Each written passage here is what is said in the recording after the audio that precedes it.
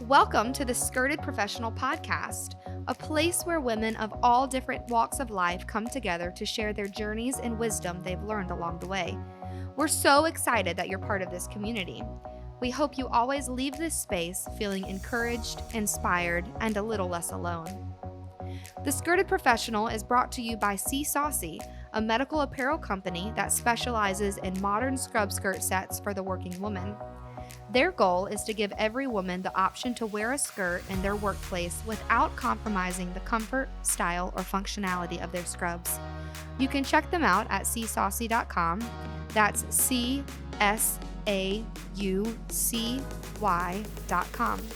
All right, without further ado, let's get to today's episode.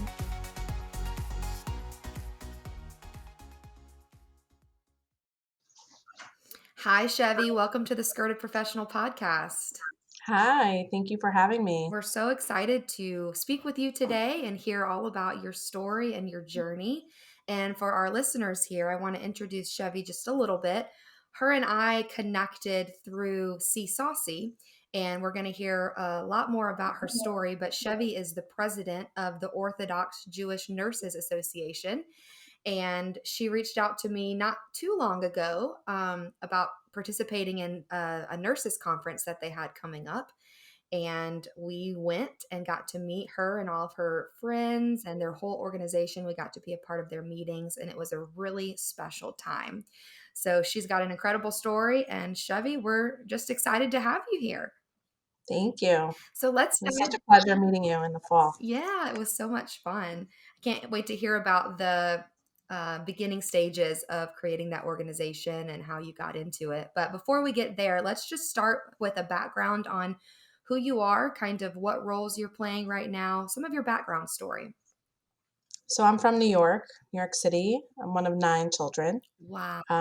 We're all very educated with college degrees. Everyone has a master's and beyond. My parents really value education. Okay. I went to nursing school at Columbia University, that's in New York City. And then I became a nurse. And I've been working at York-Presbyterian Hospital for almost 15 years now. Wow. And what area do you work in? So I've always done pediatrics. I did the pediatric GI transplant and med surg floor for about 5 years. Then I was doing my master's in nursing education.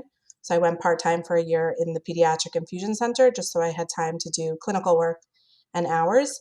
And then right after that, I transferred over to the neonatal ICU, which I'm still at right now Wow. for more than 9 years. Very cool. So, what's been your favorite position that you've held throughout your journey? I loved and still love like bedside work, even though I have my master's. I still really love patient care, which is why I haven't fully moved on Yeah. from there yet. I love the GI transplant floor. We had difficult kids. We also had surgical kids. I really learned a lot. At the infusion center, I became amazing at IVs. So now I'm like, that's a great skill for the NICU. Yeah. And now in the NICU, I love the sicker babies. I love to learn. And I just love being involved and seeing the changes that the babies go through. That's awesome. Well, I'm sure your patients are very blessed to have you. And if anyone knows anything about pediatric or neonatal care, it's you're taking care of the family. It's not just that baby most of the time. Absolutely. It's dealing with the parents and making them comfortable and educating them. So, how has your master's degree in education tied into bedside manner? Are you planning to branch off and teach, maybe, or what are your dreams with that? So I do teach now. I start in the fall. I teach nursing students Okay, in their bachelor's program. So I teach them their OB clinicals. I'm their instructor once a week awesome. at a New Jersey hospital. So I do that now on Wednesdays. And then I work 2 shifts a week in the hospital in the NICU. I'm also a charge nurse. Wow. So, and I've always been on all my units. So I use leadership skills in that sense. Yeah. And as far as education, I still use it throughout the units because I precept new nurses. Sure. I'm involved in unit initiatives, rolling out education. I'm on committees. Wherever I go, I just like to help make improvements and help share the knowledge. And no one should be drowning because they can't find the information that they need. So true. That's awesome. So, apart from your educational journey, what does life look like for you? Are you married? Do you have children? Kind of what outside of your career, what is Chevy's roles? I'm a mom. I have 4 children. I'm Awesome. a wife. My husband's an attorney. He works in a New York City firm. Wow. Life is busy. The kids go to private school. But luckily now I'm on day shift. I switched to day shift right at the beginning of COVID. I worked nights for many years, and that worked at the time. My children were little, and the system worked. Yeah. And then before COVID, a couple months before, I really started not feeling well. I was getting headaches. Hmm. I wasn't sleeping more than 3 hours probably for at least a year. Wow. Days, nights. If I was my night off, I was up till 4 in the morning. Hmm. It just was really wrecking with my schedule and my energy. So I ended up switching to days, and now it's working out really well. So the days I'm at work, I don't see my kids until I get home. But the days I'm off, I'm fully off. Yeah. I bring them to school, I pick them up, make dinner, do homework, and I'm 100% available to them. So That's it's a nice awesome. balance. Yeah. And so on the days that you do work, your husband's able to step in and take them to school and drop them off. You have kind of figured out Well, that that's the system. blessing of COVID. Now some of the men and women who used to work 9 to 5 or longer hours in the office with tremendous commute time Yeah. are now able to work from home. So Wow. thank God That's a it's working out blessing. Yes, that is huge. 100%. Awesome. All right. So we have a little bit of backstory on who you are, and you have 4 kids. What are their ages? My oldest is 15, Okay. so I started in York-Presbyterian when he was 3 months old. Wow. So that's how I could always remember how long I've been there. Sure. So he just turned 15. Then I have a 12-year-old, a 9-year-old girl, and a son who's almost 5. Okay. He's my youngest. Very cool. That's a full load you got there. So that makes life fun, and especially if they're involved in extracurriculars and different things to navigate, which I'm sure COVID played a part in some of that Yes. decreasing a little bit, but yeah, between the two schedules, that's always fun to navigate. So let's dive into kind of the idea, the very beginning stages of the Orthodox Jewish Nurses Association coming into existence. So can you walk us through maybe just even that initial thought process or dream or meeting that happened that you were a part of to really birth this organization? So in about 2010, there was a nurse who lived in Maryland, only Maryland. Her name was Rivka Pomerantz. She graduated nursing school, and she just felt a little lonely in terms of talking about career and nursing topics specific to the Jewish female Sure. nurse. And she just felt she didn't have a platform at the time for it. So I don't even know when Facebook started, Yeah. when it was, invented, but I think it was prior to that time because she created a message board like on the old fashioned websites, Yeah. where you would log in and send messages back and forth. And she created a little network there. Eventually, that moved into a Facebook group, which now has over like 2,600 Awesome. Jewish nurses and students on there, which is great. So she started with that. And then she would hold some conferences every year, nursing conferences, probably 2 or 3 conferences. Someone else would help her run it. But it wasn't officially under the Orthodox Jewish Nurse Association name. Okay. They became incorporated in 2017, Okay. in the spring of 2017, with another 3 members who founded it. However, it just kind of stopped there. They incorporated it as a non for profit, and that was that. So a couple months later, a bunch of us were wondering what happened to that quote unquote annual conference Hmm. in the spring. And when I reached out to Rivka privately through Facebook, she said she needed help to run it. So I said, yeah, great. My parents are very well-known people around the world, so I felt I had great connections. I can get rabbis, I know doctors, I just know a lot of people, and I can help organize it.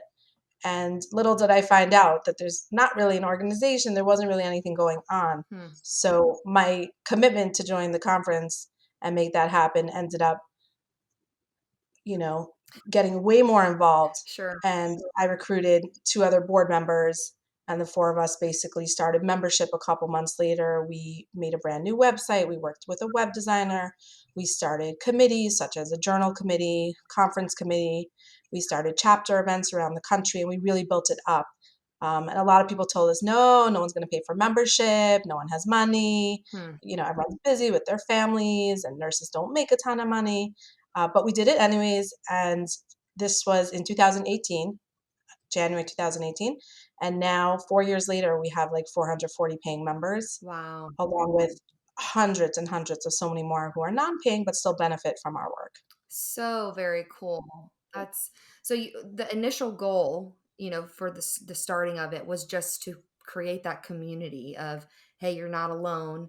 There are other Jewish nurses that are going through the same thing you are, that are working in these professional settings that you are. And so let's bring all of us together and talk about it. Talk about the issues that we're Exactly. facing.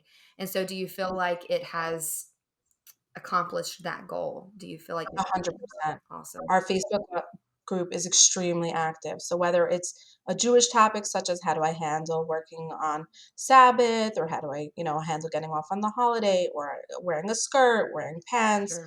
wearing a head covering, or it's just other things, COVID things, other questions, things in the news, but it's just an amazing support group Yeah. for students, nurses, and nurse practitioners. So we 100% accomplished that goal. And at this point, we're an affiliate member organization of the American Nurses Association, which is Wow. the national American nursing organization across the country. So we're one of their affiliate members. And, it's really put us on the map. We've been able to work on projects with national nursing organizations and really connect and be seen as a very professional organization. Wow. And something that I really enjoyed, I mean, I enjoyed the conference just all the way around, but you offered accreditation hours. Oh, I yes. mean, you were completely professional in that way that if you attended and you went to all the sessions that you got your CEUs, which Yes. is so cool. So what is that process to be able to offer that? That is extremely difficult, That- frustrating, and loads of hours of my time, Yeah, my volunteer hours. All my work is volunteer. I don't get paid for this job at all, but it is well worth it at the end because it's a professional conference. The participants come away with the credits that everybody needs to renew their license and various certifications. And it gives that element of professionalism, just like a medical conference or other conferences where you get credits for it. sure. But yes, it's a very difficult and frustrating process. Wow. So all volunteer, and it sounds like it's just become a ministry for you of Yeah. connecting these ladies together and giving them I always say it's my full-time job that I don't get paid for. yes. Well, I love that our stories connect because I had the passion for, communities that I'm involved in as well to do that same thing of bringing it together. Because I was that nurse that was lonely and I was walking through those doors that I just felt like who around the world is going through this with me and who is Right. still standing firm in what they believe and what their convictions are. And so it's really cool to see this kind of parallel with the Jewish Association as well. And you had a lawyer come in and talk to the Mhm. nurses about, if accommodations are not made for you, these are the steps that you take. And I thought that was Yeah. really empowering. Yes. Yeah, So we usually have a lawyer every year just to have a little bit of a legal aspect. It's important because people go through things yeah, and they need to know that there is an avenue to address it or the appropriate way to address it or to not, right, things not to do. right. So it's important. That's so true. So in your hospital setting, you mentioned you're a charge nurse, you're in leadership positions. Do you hire, well, I guess charge nurse, maybe you don't hire, but do you work with other Jewish nurses that hold the same standards that you do? So I work in a very, very large unit. We're a 58-bed unit. Okay. We have about 170 or so nurses just on my unit, so it's huge. So we actually have 5 Jewish female nurses on my floor. Awesome. But I think every floor in my pediatric hospital has Jewish nurses. Very cool. That's so Mhm. inspiring to hear. So, what is the growth process for the Jewish Nurses Association? What are you aiming to get to with it? I'm sure you've got new things in the works all the time, and maybe different branches breaking off to where it's PAs, and you have different groups that are kind of organizing their own. Is that something that you will help spearhead as well? So not PAs, there is a different organization for that. They're Okay. a small nonprofit. They're not very active. They actually are hosting a conference in the spring, their Okay. first event. Um, if anything, we would grow our APRN branch, our nurse practitioner branch. Right now, we have a small committee and they're working on small projects. The goal is to get more invested members in taking on projects and running with it. Yeah. And the board is 100% in support of, whoever wants to help grow the organization and help it flourish. Yeah. And we've come so far. We've created so many projects and events even during COVID, when we had to be flexible without having in-person events, we did a lot virtual. It was very meaningful. Yeah. We did a lot of volunteering. We gave free masks to 1,000 nurses and actually healthcare providers. We had people from the morgue. We had dentists. We had podiatrists. Wow. We gave mass packages to 1,000 people. We gave pulse oximeters to 450 community members in New York and New Jersey for free. Wow. So there was a tremendous amount that we had to pivot during COVID Yeah. to be active and make it relevant to everyone. But I think we did a great job, and everyone's still hanging tight with us, Yeah. yet happy to be in person again for in-person Sure. events. Well, and what a cool community aspect that you're bringing into it. That you're there to serve. Like that's what nursing is, number one. But then when you get a Correct. volunteer organization together, finding those avenues to serve is key. And I think, 100%. However, our mission really is to support our yeah, nurses. So we don't want to pivot fully into community organization. We really want to focus on supporting our students and our nurses in their career. yeah, very cool. What would you say has been, it could still continue to be, but what has been one of the biggest challenges you have faced as a female in the professional setting, also being an Orthodox Jew?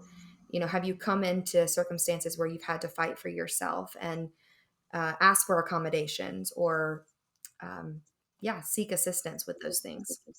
So personally, I have not. I've been there, almost 15 years, and I was completely upfront from the beginning that I won't be able to work on the Sabbath. Sure. However, I'm happy to work every legal holiday since I don't really celebrate them. Yeah. If Christmas, New Year's doesn't fall out on the weekends, I'm totally there. I'm there Halloween. I'm there, Yeah. Easter usually not because I have my holiday then and I usually take vacation then. But all the other holidays, I'm happy to work, even if it's quote unquote not my turn. So I'm happy to help in that way. And I've always been a team player. If Yeah. people need switches, I'm very flexible. Very cool. And so you mentioned that you prefer wearing a scrub skirt as well. And I think in your initial email to me, you said you wear sea saucy scrubs and love them, which is so cool for me to hear. Um, Yes. so how has that kind of impacted your journey, and what did you do prior to sea saucy skirts? So prior to Seaswasi, I wore the hospital skirts, but they're just a little bit more stiff. And I used to spend like $50 tailoring them. It would come with like that tight waist with the elastic, and then it would balloon out like a clown. And then it was like down to my ankles. So I would spend like $50 fixing it up and taking the elastic. And then I don't know how I came across your product, but I ordered one. I think it was too small. So then I went up a size and it's just very comfortable. More, it has that give, that flexibility. Yeah, So I don't have to like be stiff. sure. And I like to be comfortable. The pockets are great. The length is perfect for me. I'm short, so the short length works for me. Awesome. And, you have navy. I have to wear navy bottoms. So yeah, Yeah. it's great. Very comfortable. I know, people will look at me as different, but I've been in the hospital for so many years there that people know me and know what I have to offer. And I'm a very engaged employee. So I don't think that's a factor anymore Awesome. in how people view me. However, when I was on night shift, there was another coworker of mine who also wore glasses. I'm wearing lenses right now. We both wore glasses and we both wore skirts. So I was on nights for how many years, and people would just call me her name because they would just look at the skirt and that was that. Yeah. And I'd be like, no, I'm Chevy, Yeah. you know? Yeah. So that was a bit frustrating. Like, just because we're both wearing skirts doesn't mean we're the same person. Right. And just like I don't confuse my other 140 coworkers, They all wear I the think same thing too. they all wear Yeah. pants and I don't usually get them mixed up. So that's a little frustrating. I do have other Jewish coworkers who wear pants, so there's always a spectrum in every religion. Everyone does what works for them, That's right. and that's great. For example, my OB clinicals now, we have to change into scrubs there because it's the OB floor, Yeah. and they do C-section. So, I spoke to my rabbi and got approval to wear pants when I'm there. So I wear scrub pants because that's a requirement. Sure. But as soon as I leave the unit, I change Yeah. back. Yeah. And they know who you are, like you said. They know what you stand for. So Yeah. that is, So I don't feel that impacts me. And luckily, I was upfront from the beginning, and every unit I worked on, I gave the same story that I can't work on the Sabbath, but I'm happy to help. For example, when I worked night shifts years ago, I would work Saturday night in the winter because Sabbath ended early. So I was able to come in. And then as sunset gets later, I wasn't able to do that. But I'm happy to pitch in and be a team player yeah. and help out when I can. Yeah, that's seems like you've gone about it the best way possible. Like, I do Mm. require a little assistance and accommodation in other areas, but I will do my best to be a team player and pick up shifts and switch when people need, and I think that's absolutely the best approach going into Right. something like that. Well, we just Yeah. saw an article, I don't know if you've seen it yet. It said a nurse was paid $75,000 in a settlement because a company did not make her an accommodation to wear her skirt, and they ended up terminating her Oh, job. So wow. it's been spread all around that she won the lawsuit. And so Wow. it's reassuring to me that even though it's not visible everywhere, 9 times out of 10 people have probably not seen a scrub skirt. It doesn't mean there's not a community of ladies that desire to wear that. And Oh yeah, I had Filipino coworkers, 2 Filipino coworkers and 2 Black nurses, I don't know what religion they are, yeah, who wore skirts, so I was not alone in that sense. yeah, and when I They're came obviously not Jewish, but they wore skirts. and when I came to New York, we met Caribbean medical professionals. There were Mhm. so many different sections of just nationalities and cultures that for whatever reason, they just wanna look different and wanna wear something Yeah, different. And so why wouldn't we have that opportunity available to us? right. I'm waiting. And I don't think my coworkers thought differently of them Yeah, at all. right. I think we were all equally respected. Yeah, If you have a good work ethic, you're honest, you're attentive to your patients, it doesn't really matter it what you look doesn't. like. Nope, and I mean, you just have to look professional, yeah. neat and organized, but it doesn't really matter. That's so true. I love it. Well, we are so excited about your organization and are thankful to be partnered up with you in multiple ways with CSASI and want to continue to grow that connection and maybe attend some more conferences and see how we can, hook things up together in the future. But we kind of end this podcast with one question, and it's just the first answer that comes to your mind. And I want to ask it to you. And that is, what is saving your life right now? Interesting question. Is this related to COVID craziness? It could be anything. It's a tough one. I would say music helps me Okay, stay grounded when I'm stressed. I am musical. I don't know if you see, there's a piano behind me. okay. I started lessons a few months ago, and it's a good outlet. That's a finding that outlet to relieve stress and It doesn't mean I'm listening to music every single day, but and I don't know that music is saving me. but Um, in this season and whatever you're going through, it's helping you tremendously. I think that's awesome. yeah, The yeah. majority of our answers are either coffee from past guests. Oh, They say, I don't drink coffee. "You don't drink coffee. Don't ever send me to Starbucks because I don't You know don't what know to what get to you. get." So No, what is your go-to? Like, water. water? Hmm. Coming from the medical professional, that's what's healthiest. Yep. Even all those night shifts, no coffee. Okay. I'm actually not a coffee drinker myself. Oh. I just got into like chai lattes, which is like a spicy tea almost. Hmm. So I do enjoy that, but I'm a water with lemon girl myself. Mm. Yep. No lemon for No me, lemon, just water. just straight water. Well, I Yep. love that music can be an outlet for you. And through the COVID craziness, which hasn't slowed down, and you've worked in it Right. for 2+ years now, I'm so glad you have found that outlet and can relieve your stress somehow. Well, thanks again for being on our podcast and sharing the wisdom and the connection with the Orthodox Jewish Nurses Association. We want to tag those pages when this episode goes live and maybe shed some light, give some education on it, and kind of join the communities together. But Shevi, thanks again, and we look forward to talking with you soon.